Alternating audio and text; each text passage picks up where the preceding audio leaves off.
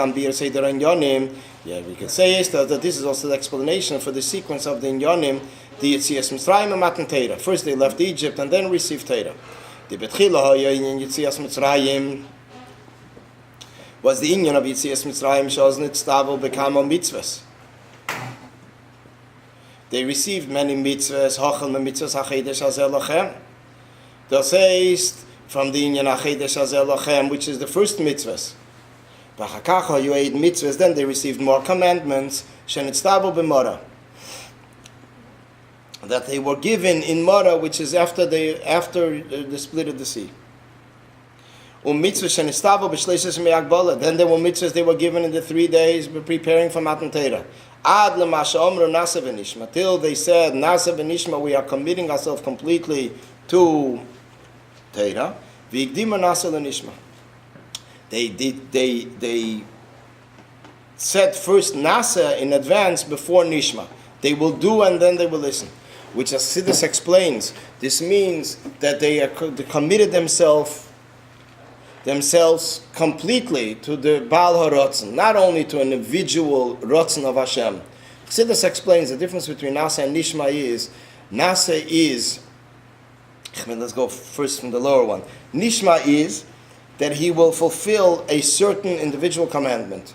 Nasa is that before he's even told the commandment, he's already committed himself to the Baal HaRotzen, to Hashem, to the Almighty, before he even ordered a specific commandment. This is a deeper state of nullification. This is that whatever he will be told, he'll fulfill. On the other hand, Nishma is, he will fulfill, he heard about film, okay, I'll fulfill film. So this is an individual nullification. So therefore, Nasa B'Nishma is a very total, ultimate state of nullification to Hashem. They call Zehu Inyan Kachenu Mitzvah. This is the first stage. Kachenu Mitzvah in Eres and the union of engagement. This is the first connection to Hashem, the preliminary, the introduction. Mashenkin b'matan Torah nischadesh inyan anesuyin be'efim de'b'hoy lebasarecha. When a person learns Torah, it becomes part of him, like two that become one flesh. So these are the two stages. One is leaving Egypt. That is the stage that they only received mitzvahs. It is kachenu, it is kiddushin. There is a sort of a beginning of a wedding, an engagement and a kiddushin. But nisuyin, that it should become like two are living together and they become as one, this is Matan Torah. V'yashleimar b'chlolos yeser, more in general, the calls are nirmaz gam b'chlolos ha-Torah. All this is also hinted to in a general inyan of Torah. As Rashi wrote in the beginning of his commentary on the Torah, that originally the Torah should have began from Achedesh Hazel Lachem. So what the Rebbe is saying here is that there is Kiddushin, wedding, and married life. This is how it is between Yetzias Mitzrayim and Matan Torah. Then the Rebbe is reflecting it in Torah itself. That there's the first part of Torah and then there's the later part in Torah. The first part of Torah is that Torah should have started from Achedesh Hazel Lachem. Umatam, why did he start the Breishis? Mishum keach ma'asav higed lami. In order that Yidden should know that Eretz Yisrael belongs to them. The mizem muvan gamkin sheyesh b'Torah beis chalokim elu. That in Torah itself there are two sections, two stages, two phases. B'tchilo winyan pasach breishis mishum keach ma'asav higed lami. That he started with breishis in order to relay the message that he gave Yidden Eretz Yisrael. Shezeu al derech kalchenu b'mitzvesecha achona linyan ha-nisuyin. Is there preparation for nisuyin? It is not a deep relationship. Dezeu gam dia kaloshen keach ma'asav dafke b'chinas ha-ma'asa. And ma'asa is the lowest level. It's the level of deed. So it is completely removed from nefesh ha'adam.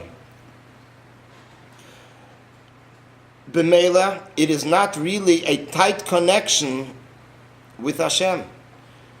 Then started the mitzvahs, Kiddush HaChadoshim, sanctifying the months, V'Ibar Hashonim, and making leap years. Ad shenemra aseres hadiros, the 10 Commandments. Shebechlolos harei ze inyan ha-nisuyin. This is where Yidden and Elikuz became one. the inyan of Nisuyin, which is when Torah descended here, when Hashem descended here, so b'meila then Gashmias and Ruchnias, the physical aspect of the world, the spiritual aspect of the world, united together in a link which is inseparable. Shebechlolus hareze inyan Nisuyin v'sein chalkeinu v'seirosecha. So this is how the Rebbe reflects that in Torah itself there's also two stages. There's an introductory stage and then there is the tight connection. V'hine yodua. So the Rebbe continues, V'hine yodua, it is known, Shatera klolus aprotis nemra. The Torah is said in a general way and a detailed way, which means in Torah Gufa we can interpret Torah in different ways. In Torah in general in detail, and then also we can also interpret Torah in a general format. In other words, reflecting two different ideas. One in a general format, one in an individual format. An explanation for that is as we speak about the chain of creation. So the chain of creation, we have Atzilus, we have Bria, Yitzira, Asiya. These are the four worlds which are known in the chain of creation. Atzilus, which is before any physical creations. Bria is the potential, Yitzira is the form, and then there is the matter which is in Asiya. Final touch. So Chassidus explains, in the same sense that we have these four worlds, individually, individual worlds that have these titles, we have them also over the course of the whole chain of creation. We have it also, these four titles, but in a different way. Atzilus is called before the Tzimtzum. It's called Atzilus. Ak is called Bria. Akudim, Mateo is called Yitzira, and Atzilus is called Asiya, which means that when we look in comparison to higher, when we take the whole chain of creation in general, we break it into four sections, things fall into different places. Originally, it's Atzilus, Bria, Yitzira, Asiya. But when we take it from the beginning of the creation, which is before the Tzimtzum, after the Tzimtzum, so we have Atzilus is before the Tzimtzum, then we have Ak, which is Elam Abriya, and then we have, which I'll discuss just to give a little explanation what these four terms are, and then there is Akudim,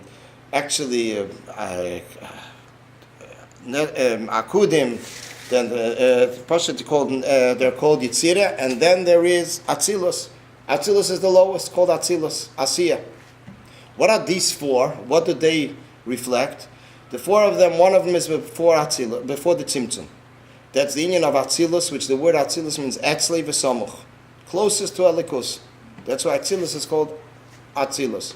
One of the explanations. Then comes the first creation after, the first potential for creation after the Tzimtzum is the inyan of Ak. Ak is the blueprints of the chain of creation. After that comes the form of creation, which are the spiritual worlds.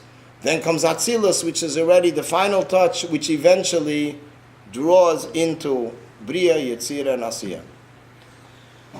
So what we consider Atzilus the highest, when we look at it on a different map, Atzilus is considered the lowest of the four. Because Atzilus is already how godliness relates to the chain of creation. Atzilus in a sense is called Netzal. Netzal means it was extended and stretched out to another area. And it is no longer the infinite worlds that are higher than Atzilus. To the extent, as the Rebbe says in a Sikha, in Sikhas, I think more than once, Atzilus is called Elam HaAtzilus, the world of Atzilus. The word world means concealed. Atzilus, in comparison to higher, is considered concealed. It conceals on the godliness of the higher world. So therefore, this is an example of general and detail, klolus uprotis. The same thing is also in Torah. In everything, you have it, looking at it from a different perspective. Looking at it from a general perspective, from a detailed perspective. So the Rebbe says, everything that is in a general format is also in detail. And the opposite. Everything that's in the klal is in the details. Everything that's in the general principle